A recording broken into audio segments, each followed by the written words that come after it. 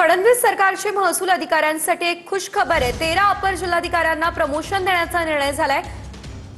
महसूल मंत्री चंद्रशेखर बावनकुळे यांच्याकडून हा शासन निर्णय आता जारी करण्यात आलेला आहे। मोठी बातमी, 13 अपर जिल्हाधिकाऱ्यांना प्रमोशन देण्याचा निर्णय सरकारने घेतला।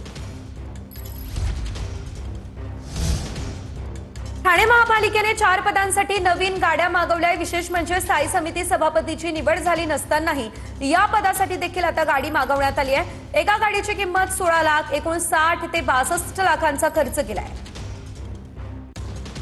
रखडलेल्या प्रकल्पांसाठी कर्ज रोखे घेण्यात आलेले आहेत। अशा परिस्थितीमध्ये या गाड्यांवरती खर्च करताना उधळपट्टी न करता खरं तर नागरी सुविधांना त्या ठिकाणी प्रशासनाकडून असेल किंवा सत्ताधाऱ्याकडून असेल प्राधान्य दिलं गेलं पाहिजे।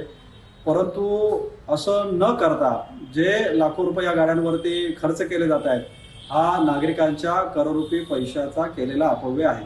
तांत्रिक काही गोष्टी होत्या, कारण मला वाटतं 4 वर्ष आज जेव्हा बॉडी बसली नव्हती तेव्हा काही गाड्यांमध्ये बिघाड होते आणि मध्ये मध्ये गाड्या बंद पडत होत्या आणि त्या अनुषंगानेच सर्व पदाधिकाऱ्यांच्या गाड्या घेण्याचा निर्णय प्रशासनाने घेतला।